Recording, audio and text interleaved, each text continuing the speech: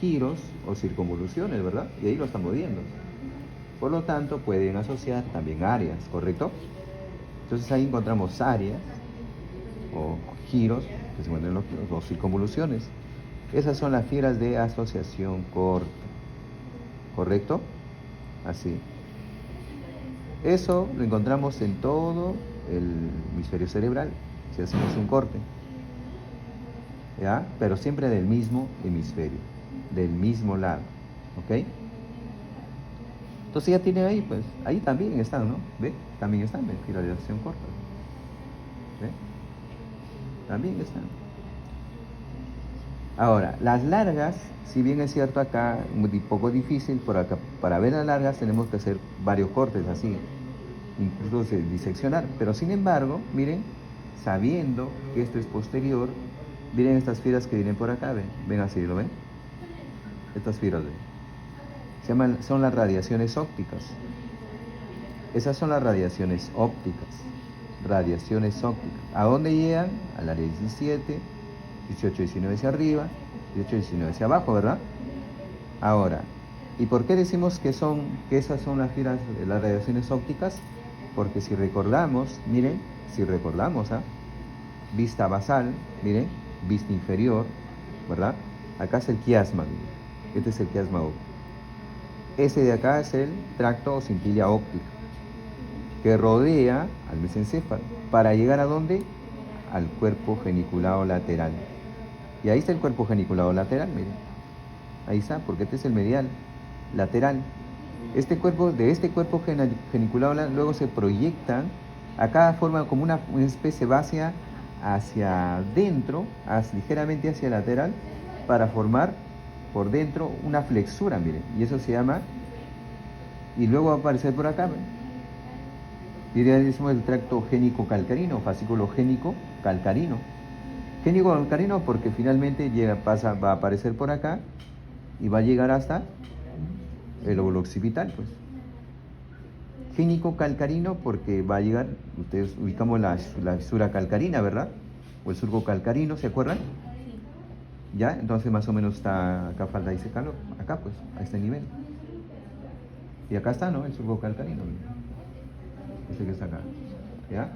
Entonces llega acá, ahí, a ese punto, al área 17, pues, área 17, ¿verdad? Entonces coloco acá, además de saber que es el surco calcarino, podemos preguntar qué área es, ¿verdad? ¿Qué área se encuentra? Área 17. También, no se preocupe, no vamos a seguir preguntando. Entonces, miren, hasta allí llega, miren estas radiaciones ópticas. Y esas forman parte de una de los fascículos o fibras de asociación larga. ¿Ya? El gran ejemplo para hablar de fibras de asociación larga es esta, miren. Ustedes también lo conocen. El giro del cíngulo, ¿sí? Miren, acá es el giro del cíngulo. El giro del cíngulo tiene su fascículo. Profundamente de él encontramos un fascículo que es el fascículo del cíngulo. Pero acá no está disecado ese fascículo. Pero sabemos que está ahí adentro, ¿no? Ahora, entonces, si este es el giro del cíngulo, vamos a encontrar el fascículo del cíngulo. El fascículo del cíngulo entonces asocia o comunica al lóbulo frontal, como el lóbulo parietal, ¿ve? El lóbulo occipital, ¿verdad? Y acá es el istmo, que como se continúa con el parahipocampo. A través del istmo entonces llega hacia la corteza temporal o lóbulo temporal. Entonces sí es cierto que comunica, miren, a todos los lóbulos, ¿verdad? Frontal, parietal, occipital y temporal. ¿Ok? Entonces acá ahí encontramos un fascículo. Y esas son fibras de asociación. Entonces las cortas son las que más se ven, ¿no? Acá. Y por ahí hemos visto radiaciones ópticas, ¿verdad? Ahora veamos fibras comisurales. Y ustedes también ya conocen las fibras comisurales. Esta gran sustancia, ¿no? Es el cuerpo calloso, es la más grande, que comunican a ambos hemisferios cerebrales. Y que decíamos que este es su rodilla, y ese es forceps menor, esplenium o rodete, forceps mayor, ¿verdad? Y luego acá tenemos el trígono cerebral o fornix. El fornix es esto. Y también pertenece a las fibras comisurales. Ustedes dirán, ¿cómo así? ¿Cómo sucede ello? Por teoría ya lo sabemos. Pero, si de repente no lo han entendido, ubicamos, miren, el parahipocampo, ¿no? Miren, este es el parahipocampo. Y el parahipocampo es, ¿qué cosa? Es sustancia del lóbulo temporal. ¿Sí o no? Este es el lóbulo temporal. Entonces el parahipocampo va a conectarse acá lo vamos a ver en la siguiente clase, por cierto, hay una pequeña flexión, un pliegue de paso que se llama subículo. A partir de ahí recién vamos a encontrar estructuras que forman el hipocampo propiamente dicho, ¿ya? Que lo vamos a ver en la siguiente, pero vamos a ver que desde ahí, desde el hipocampo, desde una superficie que se llama la fimbria, de ahí continúa el fornix. El fornix en la parte más alta se cruza con el fornix del otro lado, se cruzan las fibras. Y por eso hay el nombre, la decusación del parahipocampo, o la decusación parahipocampal. ¿Por qué? Porque viene desde acá, pues, se proyecta el circuito. Ese circuito acá se cruza, se va del fornix de este lado, se va al otro fornix del otro lado, o sea, del otro hemisferio cerebral. Y del otro hemisferio cerebral también se van para acá. Entonces sí es cierto que es fibra de comisurales, ¿verdad? Los otros ya son más pequeños, pues, ¿no? La comisura anterior, la comisura posterior, el cuerpo avenular, ¿no? Entonces, por ejemplo, ¿no? Por la comisura anterior sabido es que pasa por ahí la estría olfatoria medial. En la siguiente clase vamos a ver esa estría olfatoria, ¿ya? La vamos a ver. Ese es acá, ¿verdad?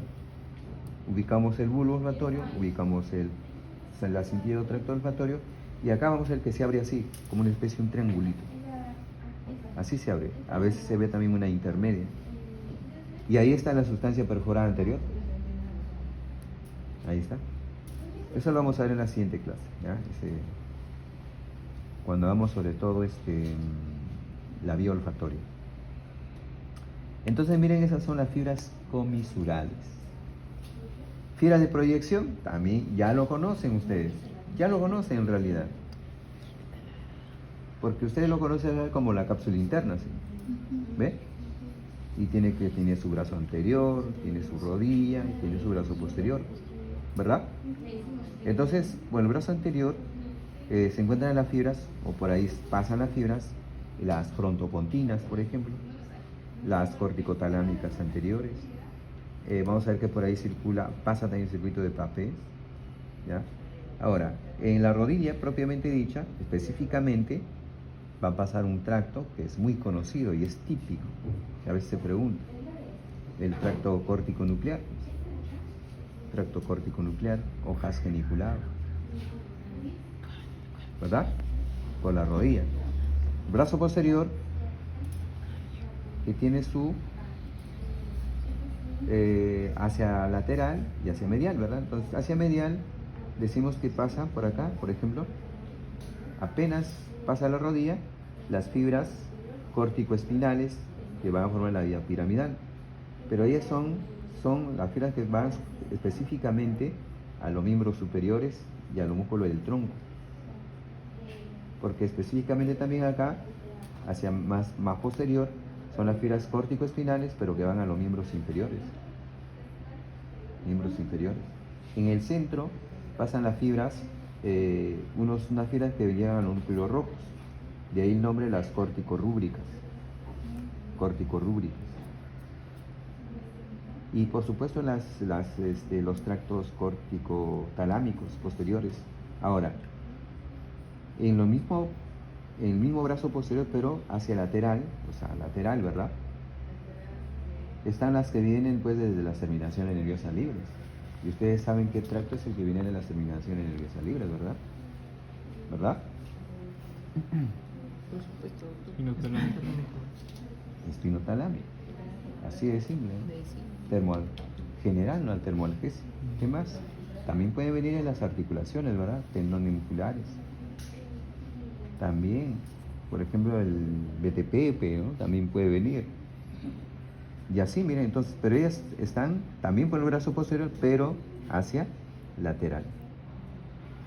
Y acá está la zona retrolenticular, ¿no? Pasan pues las occipitopontinas, las parietopontinas, parte de las reacciones ópticas justamente, ¿ven? Que decíamos que son esas, ¿no? ¿Ya?